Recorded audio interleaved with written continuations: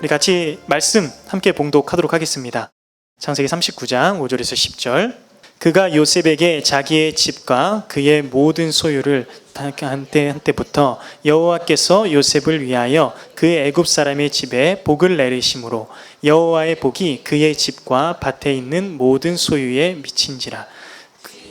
그 소유를 다 요셉의 손에 위탁하고 자기가 먹는 음식 외에는 간섭하지 아니하였더라. 요셉은 용모가 빼어나고 아름다웠더라.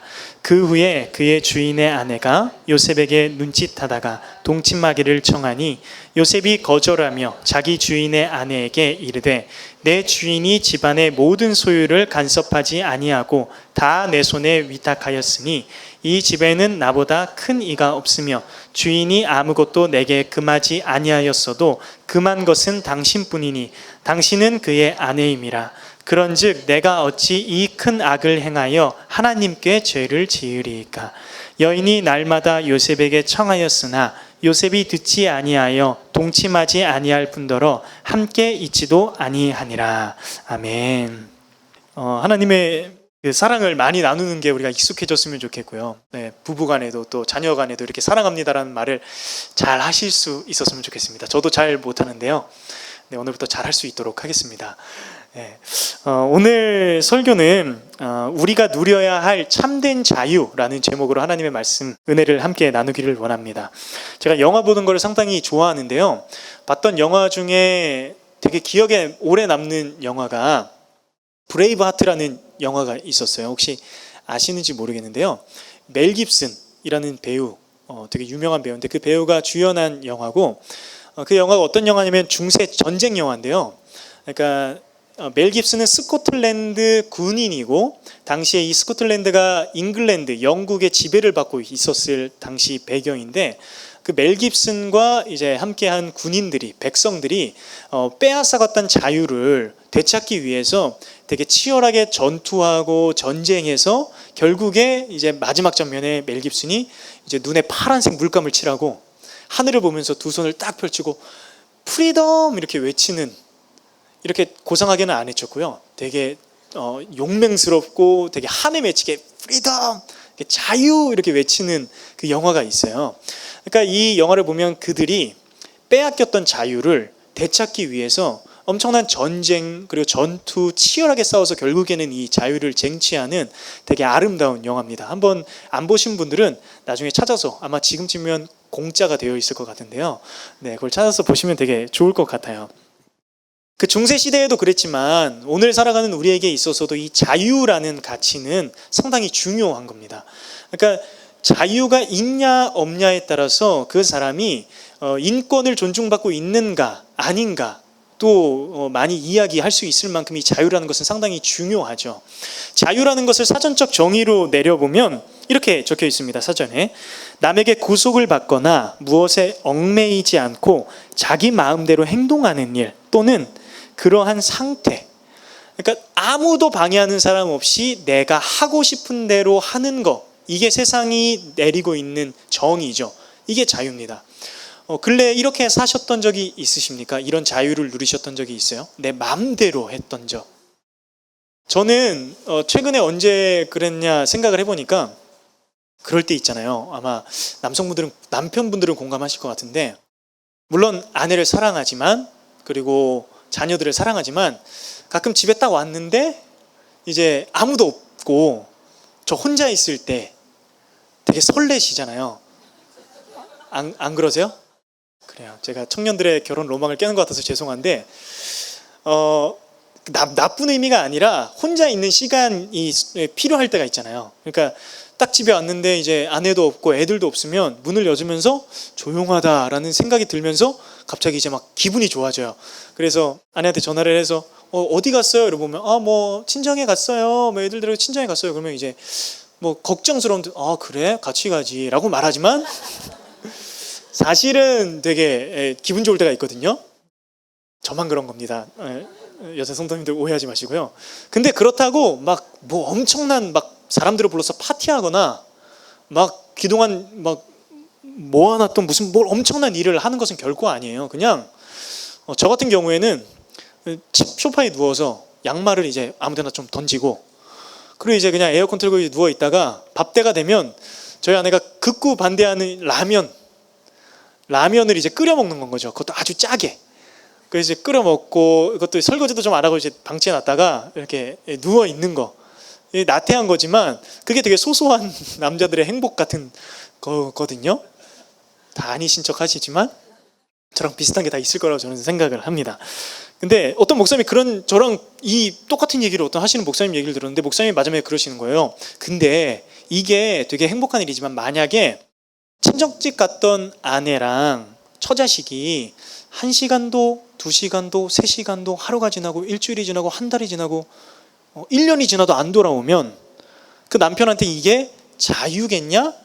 아니면 되게 지독한 외로움이겠냐? 어떠세요? 당연히 지독한 외로움이, 왜 좋아하시는 것 같은데요?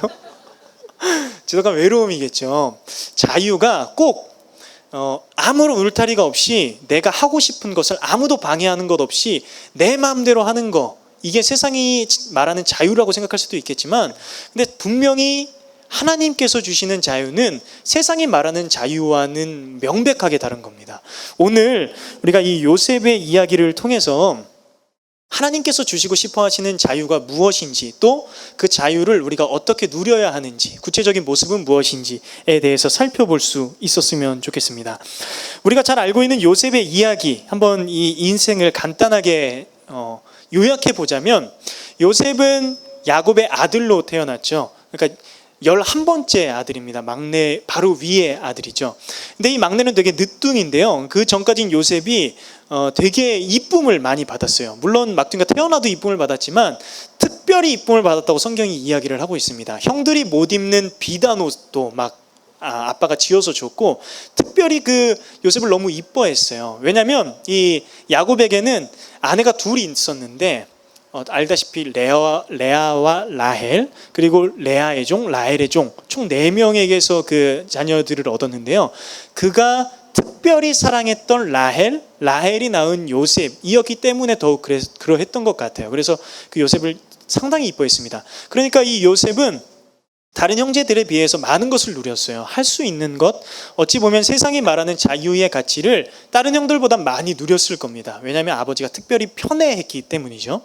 그렇게 많은 것을 누리고 많은 것을 또 행복하게 살아왔던 이 요셉에게 문제가 생기게 돼요. 이 요셉이 했던 꿈에 대한 이야기들을 통해서 형들이 그 요셉에 대한 분노를 가지게 되고, 결국에는 어떠한 상황까지 이르게 되냐면 그를 죽이려고까지 하고, 결국에는 그를 죽이지는 않았지만 이스마엘 사람의 손에 종으로 팔아버립니다.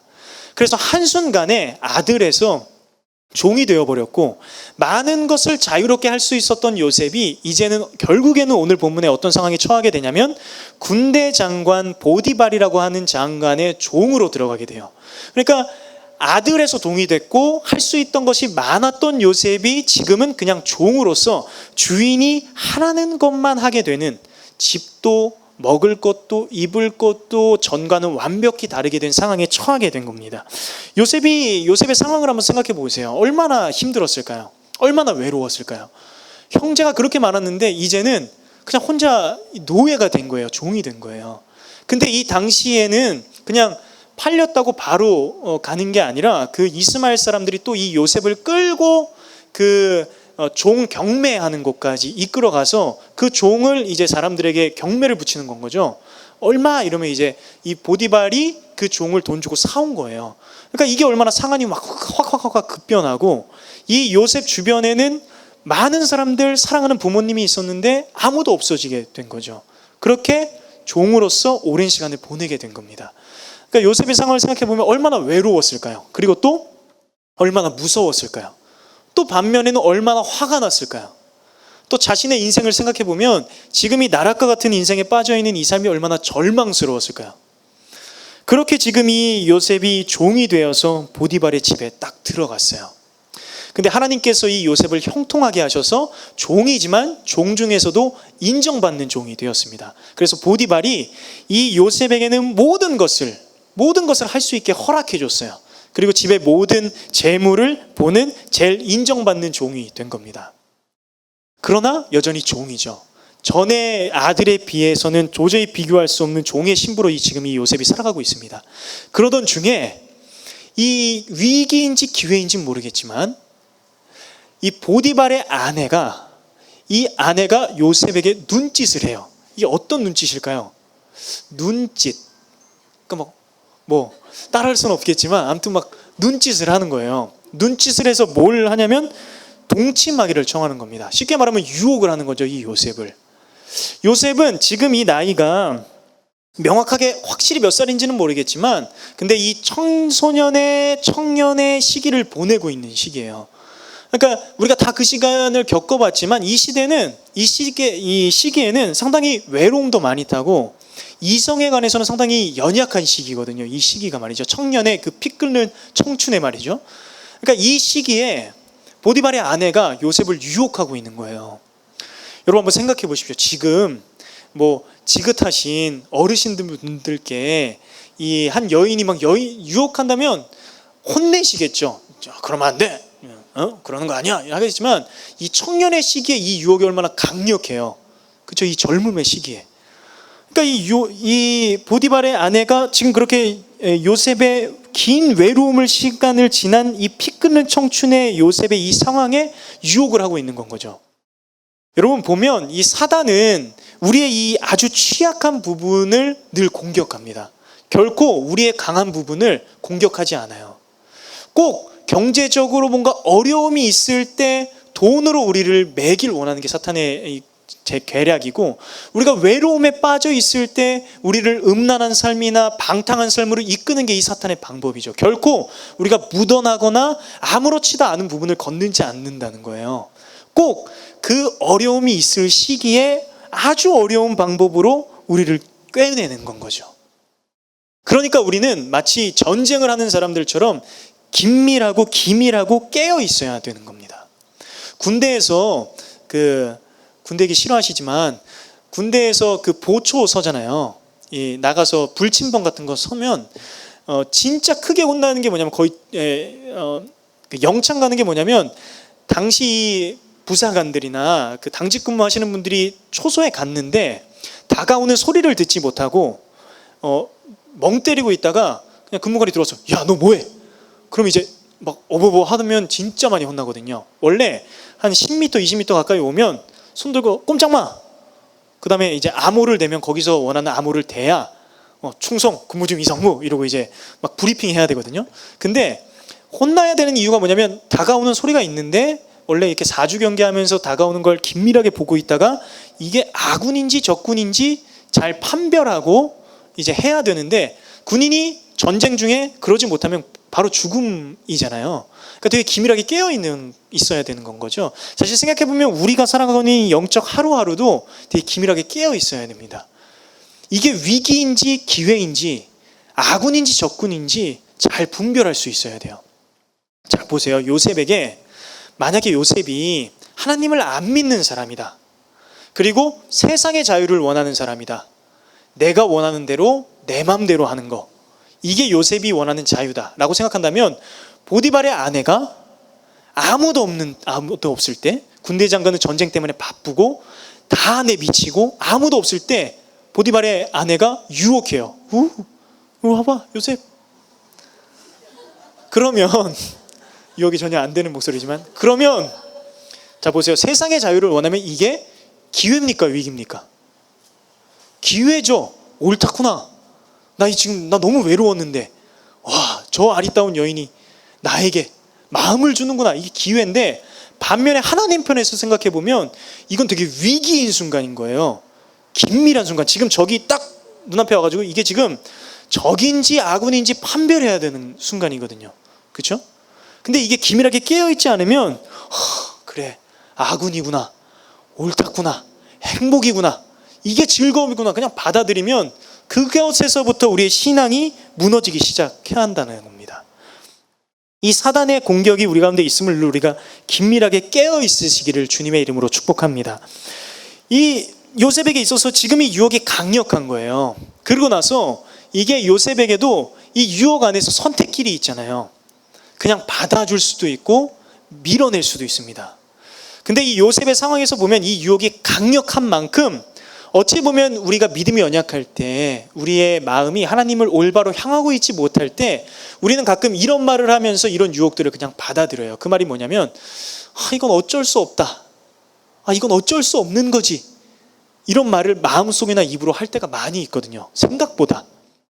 예를 들어서 내 눈앞에 나를 너무 괴롭게 하는 되게 힘든 사람이 있어요.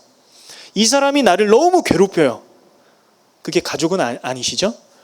네, 가족일 때도 있습니다. 그렇죠? 가족일 때가 많아요. 저도 어렸을 때 우리 어머니가 너무 잔소리를 많이 해서 너무 힘들었거든요.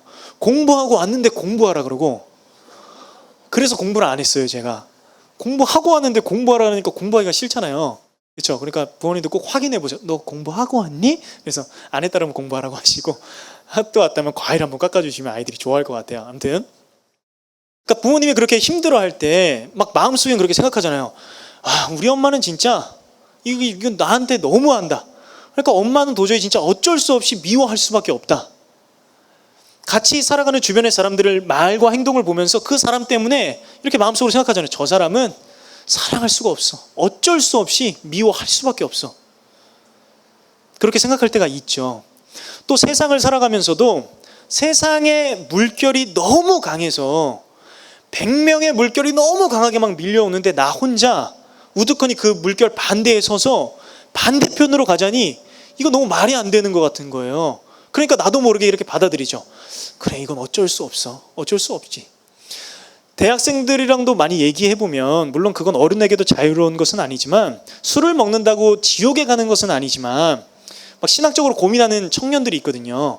목사님, 대학교에 갔는데 막 다 같이 막 둥그렇게 앉아서 저는 막 19학번 내가 막 소리 지르고 막 그러면 시작 이러면 막 릴레이로 막 술 한 잔씩 부다다다닥 먹어야 된대요.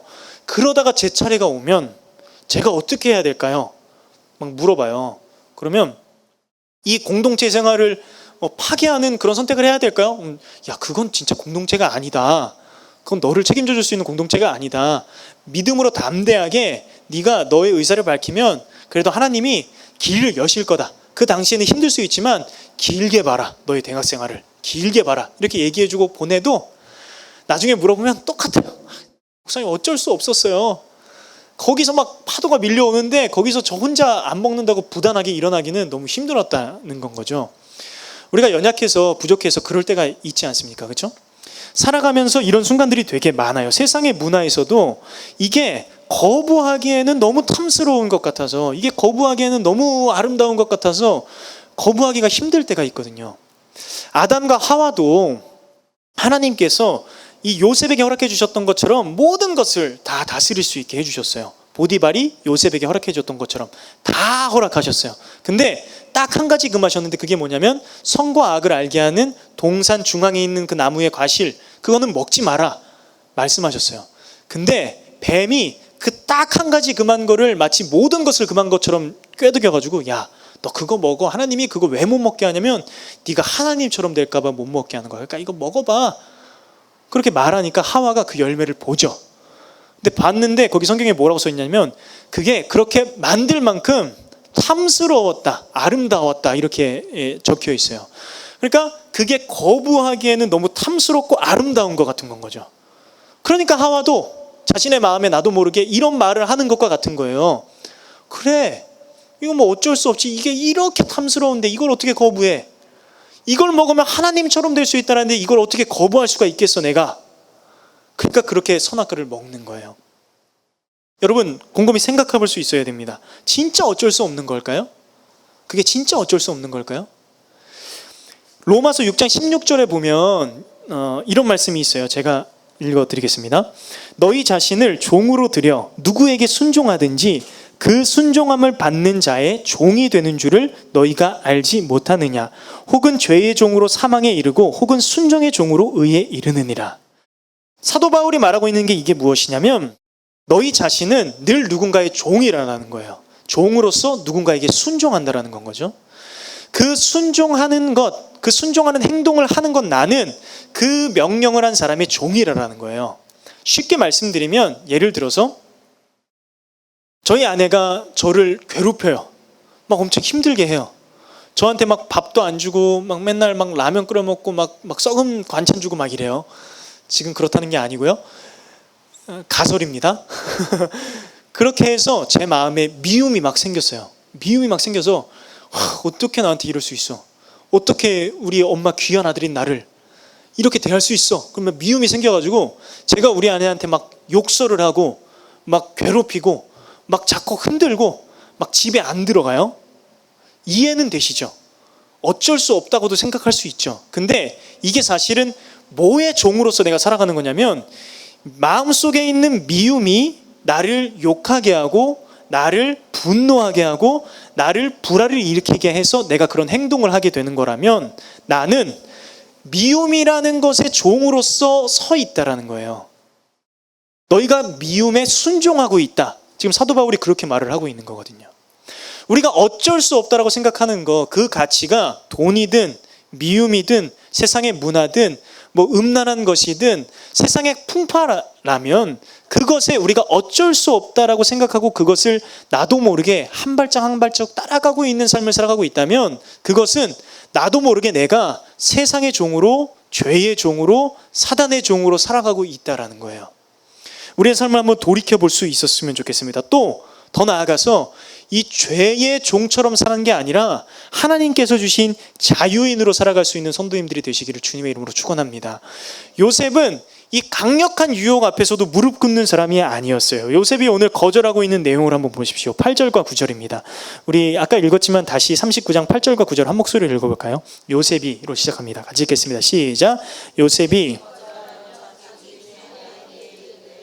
내 주인이 집 안의 모든 소유를 간섭하지 아니하고 다 내 손에 위탁하였으니 이 집에는 나보다 큰 이가 없으며 주인이 아무것도 내게 금하지 아니하였어도 금한 것은 당신뿐이니 당신은 그의 아내임이라. 그런즉 내가 어찌 이 큰 악을 행하여 하나님께 죄를 지으리이까. 아멘. 여기서 보면 요셉이 지금 이 어쩔 수 없는 강력한 반복되는, 그러니까 본문에 보면 매일 유혹하거든요. 매일 유혹해요. 반복되는 그 유혹 앞에서 요셉이 뭐라고 말을 하고 있냐면 나는 하나님께 대하여 죄를 질 수 없다라고 이야기하고 있는 거예요. 하나님께 대하여 죄를 질 수 없다. 여러분, 이 요셉이 하고 있는 말을 잘 묵상해 볼 수 있어야 됩니다. 지금 이렇게 말할 수도 있어요. 요셉이 주인이, 앞에는 이런 거잖아요. 주인이 나한테 다 허락해 줬어. 다 허락해 주고 당신만 나한테 금했어. 그러니까 나는 이 나를 믿어준 주인한테 죄를 질 수 없어. 나를 믿었던 주인한테 이 배신할 수 없어. 나를 믿었던 주인의 이 신뢰를 내가 깨트릴 수 없어. 문맥에서 보면 그게 맞아요. 그렇죠? 주인이 다 줬으니까 주인을 저버릴 수 없어. 이게 맞는데 마지막에 요셉이 뭐라고 말하냐면 하나님께 대하여 죄를 질 수 없다라고 이야기하거든요. 결국 이건 무엇이냐면 요셉이 갖고 있었던 자유는 어떠한 자유냐면 이 어떠한 상황에서도 하나님을 선택할 수 있는 자유가 있었다라는 거예요.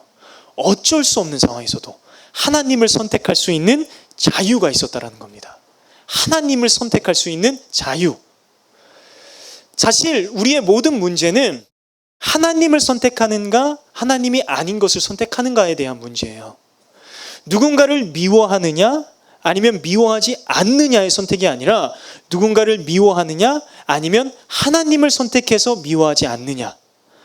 내가 밖에 가서 이 부인이 아니라 누군가를 외도를 하느냐, 반대로 외도하지 않느냐가 아니라 하나님을 선택해서 외도하지 않느냐. 내가 나의 돈을 부정하게 버느냐, 반대로 부정하게 벌지 않느냐가 아니라 하나님을 선택해서 내가 정직한 길을 가느냐. 사실 우리의 인생길은 늘 이 두 갈림길이거든요. 말을 하는 것도 똑같습니다. 누군가를 축복하는 말을 하느냐, 저주하는 말을 하느냐, 이것도 그 원동력이 이 반대되는 도덕적인 것을 선택하는 것이 아니라 하나님을 선택해서 구체적인 행동을 하게 되어 있는 것이거든요. 그러니까 우리의 말과 행동은 모두 하나님을 선택하느냐, 하나님이 아닌 다른 것을 선택하느냐에 대한 문제라는 거예요. 그러니까 요셉은 이 여인을 선택하지 않은 것이 아니라 그 순간에 하나님을 선택했다라는 겁니다. 하나님을. 성도님들, 우리에게는 그러한 자유가 있는 거예요. 마치 죄의 종처럼 죄가 우리를 이끌고 저끌고 너 어쩔 수 없어. 지금 이 상황에서는 너 어쩔 수 없이 이런 말을 해야지. 어쩔 수 없이 미워해야지. 어쩔 수 없이 세상에서 따라 살아야지. 어쩔 수 없이 술 한잔 해야지. 어쩔 수 없이 네 입에서 그러한 말이 나와야지. 라고 말하는 종처럼 죄가 시키는 대로 이리저리 끌리는 게 우리의 이 정체성이 아니라 우리는 그 순간에서도 당당하게 담대하게 그것이 내 주인이 아니라 돈과 음란함과 세상과 세상적 가치가 우리의 주인이 아니라 하나님이 우리의 주인이라고 적극적으로 주님을 선택할 수 있는 자유가 우리 가운데 있다는 거예요. 이게 종으로 살아가고 있지만 요셉이 누렸던 참된 자유입니다. 오늘 우리에게도 하나님께서 주시는 그 자유가 있었으면 좋겠습니다. 세상에 그 어떤 것도 우리를 찌르고 유혹하고 무너뜨리려고 해도 돈이 없어도 사람들의 인정이 없어도 삶에 문제가 많아도 그 누구도 그 어떤 것도 하나님과 내 사이에 있는 사랑과 기쁨의 관계를 빼앗을 수는 없다고 자유적으로 선택할 수 있다는 것이죠. 성도님들 요즘 살아가는 삶이 기쁘십니까? 진짜 막 자유하십니까? 막 그 브레이브 하트에서 그 멜 깁슨이 막 마지막 순간에 희열에 차서 막 자유라고 외쳤던 것처럼 하루하루를 살아가시면서 그 어떤 것으로부터도 자유하고 그 어떤 죄로부터도 자유하는 그런 삶을 살아가고 계십니까? 아니면 세상적 자유, 부단한 그 노력을 하시면서 그 누구도 방해받지 않고 싶고 내가 하고 싶은 것을 마음대로 할 수 있을 만큼 이 부를 축적하고 사람들의 인정을 받아서 그렇게 하고 싶은 그 자유를 누리면서 살아가기를 원하면서 노력하고 계십니까? 하나님께서 우리에게 주시는 참된 자유는 그런 주변이나 상황적인 것에서부터 오는 것이 아니라 주 예수 그리스도 그분께서 우리를 사랑하심으로 우리 삶에 주신 자유를 선포하고 쟁취하고 살아가면서 누리는 게 이게 진짜 참된 자유인 것이죠. 그래서 저도 죄의 유혹이 있을 때 이런 말을 많이 하려고 해요. 마음속으로도 또 입으로도. 제 눈으로, 제 손으로, 제 마음으로, 제 몸이 막 죄의 유혹을 받아서 죄가 막 너 원래 이런 사람이야, 너 어쩔 수 없어 라고 할 때 입으로 의식적으로도 나는 자유인이야. 나는 그것을 선택하지 않을 자유가 있고 하나님을 선택할 수 있는 자유가 있어.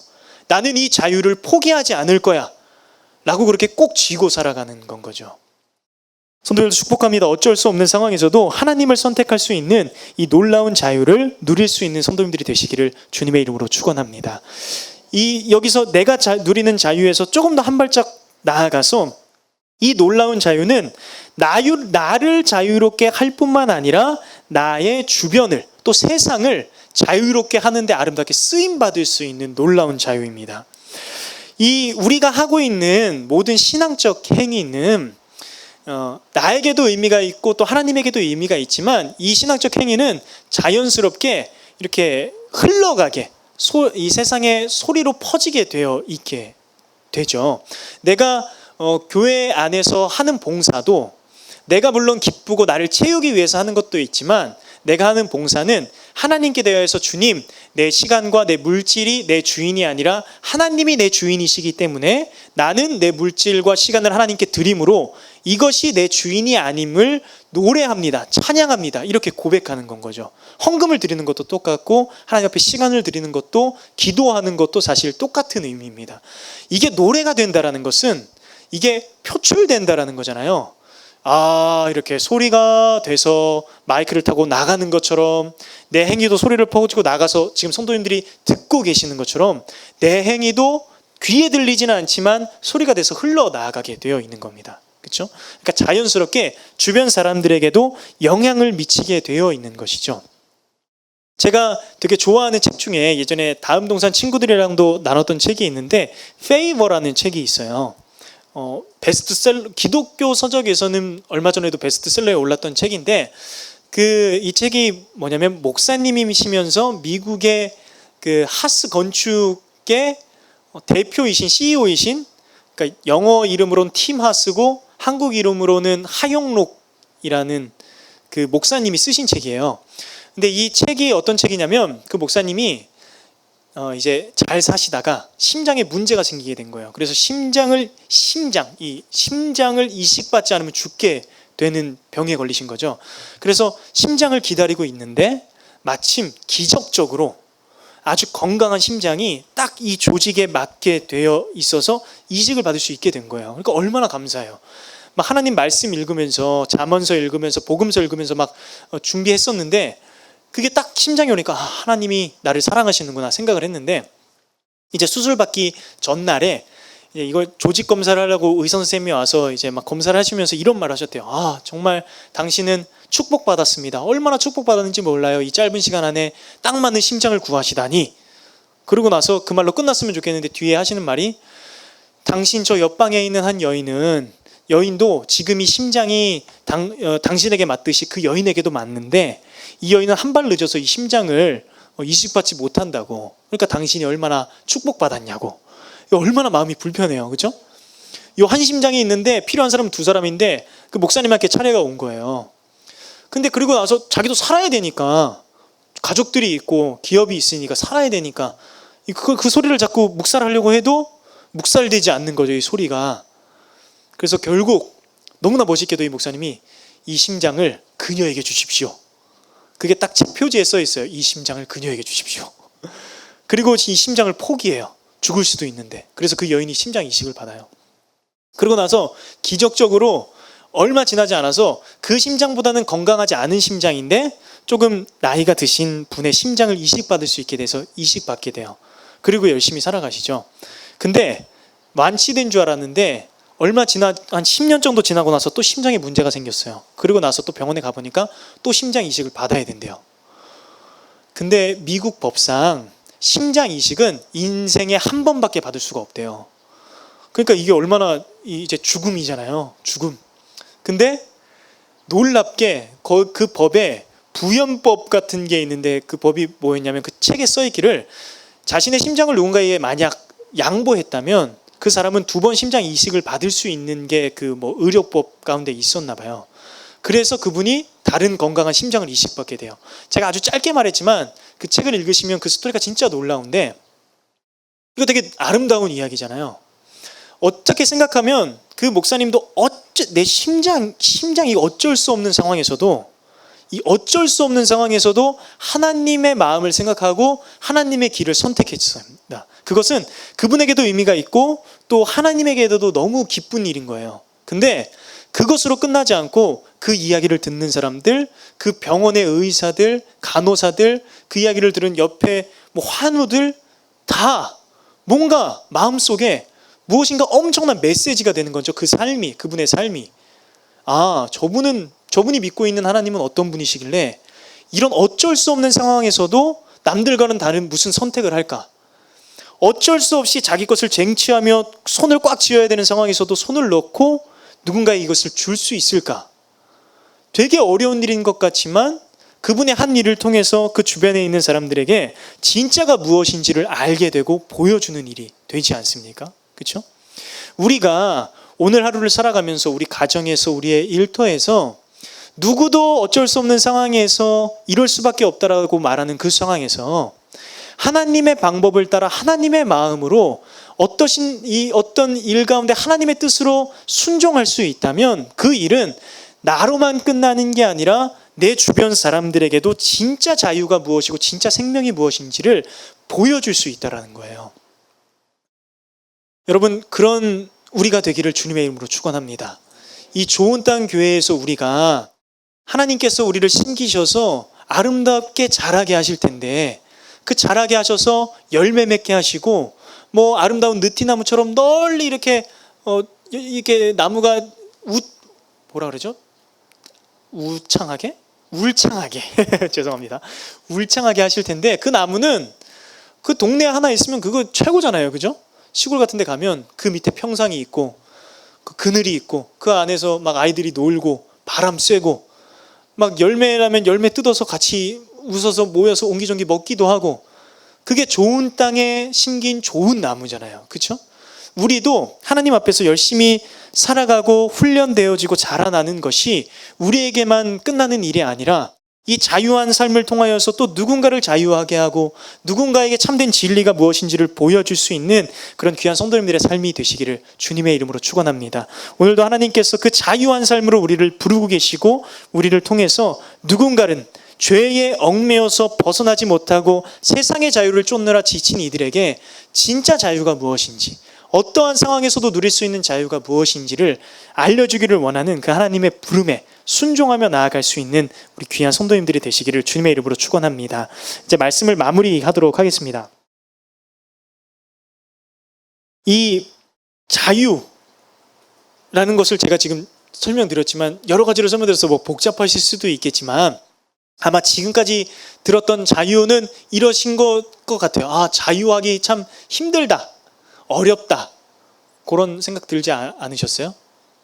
아니세요? 그거 해야 되는 거 알지만 어렵잖아요. 그렇죠? 자유하고 싶은데 못 하시는 거지 자유를 몰라서 못 하시는 것은 분명히 아니니까요. 저도 그렇고 하나님 안에서 자유한 삶 막 다 나눌 수 있고 용서할 수 있고 베풀 수 있고 다 그럴 수 있으면 얼마나 좋겠습니까? 근데 우리가 사실 돌이켜보면 그럴 그릇이 못 될 때가 많잖아요. 아는데 안 되는 거, 이게 얼마나 인간의 괴로움입니까? 그렇죠? 막 하고 싶은데 잘 안 되는 거예요. 근데 이 출애굽기에 보면 이 출애굽기 21장 1절에서 6절까지에 보면은 하나님께서 그 십계명을 백성들에게 허락하신 이후에 그 십계명을 더 펼쳐서 이제 설명하실 때에 종과 주인의 법이 나오거든요. 그 부분을 우리가 한번 읽어보면서 이 자유에 대한 것을 마무리했으면 좋겠는데, 우리 출애굽기 21장 1절에서 6절까지 한 번만 찾아와 보시겠어요? 출애굽기 21장 1절에서 6절.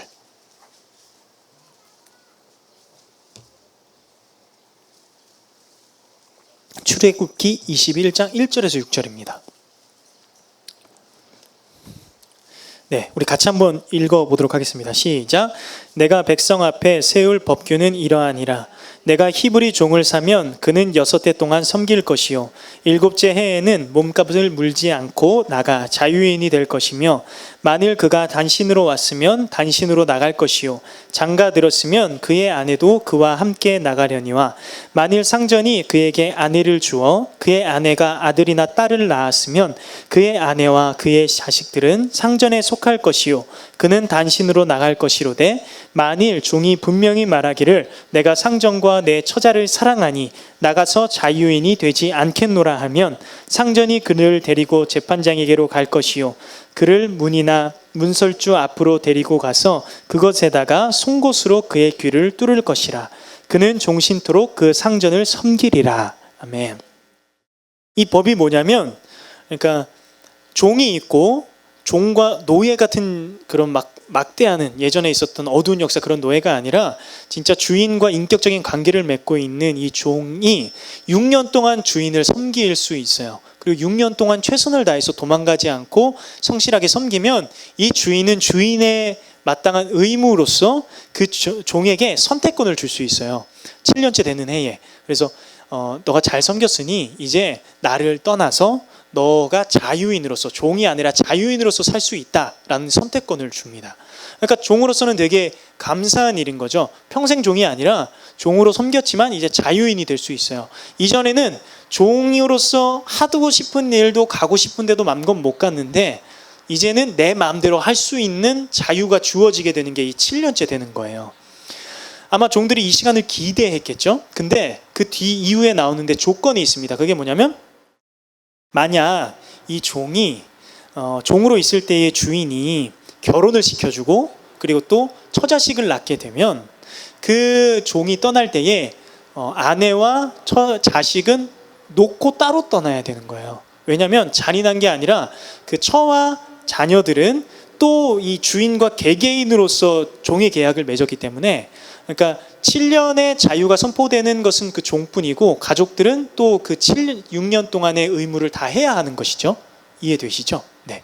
그래서 악법이 아니라 그 종과 주인의 법 안에서 이제 떠날 수 있게 해주는 건 거죠. 근데 만약 이 종이 주인이 나에게 해준 일이 해줬던 모든 것들이 너무 감사하고 나 혼자 있는 것보다, 내가 마음대로 사는 것보다 주인이랑 함께 사는 게 기쁘고 행복하다면 주인과 함께 있을 수 있어요. 여기 보면은 주인과 내 처자를 사랑하여서 내가 영원토록 주인을 섬기겠다라고 이 종이 선택할 수 있는 건 거죠. 그러면 그 언약의 증표로 뭘 하냐면 주인이 이 재판관에게 데리고 가서 그 종을 문설주에 딱 대고 문설주에다가 송곳으로 귀를 뻥 뚫는 거예요. 귀를 뻥 뚫어서 이제 귀걸이를 하는 건 거죠. 귀걸이. 그래서 저희 어렸을 때 아버지도 이 귀걸이 하고 싶다 그러면 너 막 종 되고 싶어 막 이러셨거든요. 근데 종 때문에 그 종이 되게 이 이야기 안에서 보면 되게 창피한 게 아니라 이 귀걸이가 자랑스러운 건 거죠. 잘 생각해 보면요. 만약에 우리가 모두 종인데 누군가가 딱 들어왔는데 귀걸이를 딱 하고 있어요. 그러면 이게 어떻게 생긴 거죠? 저 종은 자유로울 수 있는데 충분히 기간이 돼서 네 마음대로 내 마음대로 하고 싶은 거 다 할 수 있는 시간이 되었는데 그 자유를 종을 사랑하고 가족을 사랑해서 포기한 사람이라는 거예요. 이 귀걸이가 말이죠. 그렇죠? 그러니까 이 종은 자유할 수 있지만 주인을 사랑하기 때문에 자유를 포기한 겁니다. 근데 이게 하나님께서 말하시는 참된 자유예요. 보세요. 아담과 하와가 마음대로 하고 싶어서 이 선악과를 먹었어요. 그 선악과를 먹는 순간 자유로울 줄 알았는데 자유롭지 않게 됐어요. 하나님이 정해놓으신 울타리 안에 있기를 원했을 때는 자유로웠지만 울타리를 벗어나고자 했을 때는 자유롭지 않게 되었어요. 여러분, 하늘에 날리는 연이 실에 매달려 있을 때는 잘 날잖아요. 바람이 불면. 근데 줄이 끊어지면 어떻게 되죠? 우주까지 날아가나요? 아니요. 나는 것 같이 보이고 바람 타고 가지만 결국엔 떨어지게 되어 있어요. 하나님이 말하시는 자유도 똑같습니다. 우리가 자유롭게 살아야 할 힘이 우리 가운데 없어요. 자유롭게 살 수 있는 힘이 도저히 우리 안에 찾아봐도 없어요. 근데 마치 종처럼 오히려 주인께서 우리에게 하신 일, 우리의 주인 되신 하나님께서 예수 그리스도를 통해서 우리 가운데 주신 그 사랑을 기억할 때, 사랑을 쫓아갈 때, 사랑을 우리 마음속에 깊이 담을 때 내 스스로 말할 수 있고 내 마음대로 살아갈 수 있지만 그 자유를 포기할 때 하나님 안에 구속 안에 있는 참된 자유를 누릴 수 있는 게 이게 하나님의 자유의 진짜 오묘하고 아름다운 거라는 거예요. 할 말 많이 할 수 있지만 하지 않는 하나님의 구속 안에 있을 때 내 마음대로 내 돈 시간들을 마음대로 쓸 수 있지만 오히려 하나님의 말씀이라는 울타리 안에 구속되기를 원할 때 그제서야 비로소 하나님께서 주시는 참된 자유를 누릴 수 있게 되는 겁니다. 내가 그런 믿음이 있어서가 아니라 주인을 사랑하기 때문에, 주인이 나에게 해주신 이 아름다운 일들이 너무 아름답기 때문에 우리가 자유할 수 있는 것이 아니라 나도 죄인이고 나도 부족하고 나도 내가 미워하는 사람, 내가 하고 싶은 그 어떤 말을 들어야 되는 그 사람처럼 좋지 않고 아름답지 못한 사람이었지만 나를 용서하시고 십자가에서 나를 구속하여 주신 그 예수 그리스도의 사랑을 기억할 때 나를 쳐서 굴복시킴으로 인해 하나님의 자유를 누릴 수 있게 되는 겁니다. 그게 주님 주시는 진짜 자유인 것이죠. 그러므로 우리가 이 예수님 앞에 나아가서 그 예수님의 피가, 어린 양의 피가 발라져 있는 문설주에 귀를 뚫는 이 종처럼 오늘 우리도 주님 앞에 십자가 앞에 나아가서 주의 그 보혈의 그 십자가 앞에서 우리의 귀를 뚫어달라고 주님 앞에 기도할 수 있는 우리가 되었으면 좋겠어요. 주님께서 주신 것을 우리가 마음대로 사용하는 죄를 저질렀습니다. 그러나 이제 우리가 돌이켜서 주여 우리의 마음에 우리의 영혼에 주의 귀를 뚫어 주시옵소서라고. 그래서 우리가 내가 마음대로 할 수 있는 자유를 제쳐놓고 주의 구속 안에 있는 자유를 누릴 수 있는 우리 모두가 되게 하여 주시옵소서라고 우리 함께 기도하며 나아갈 수 있었으면 좋겠습니다.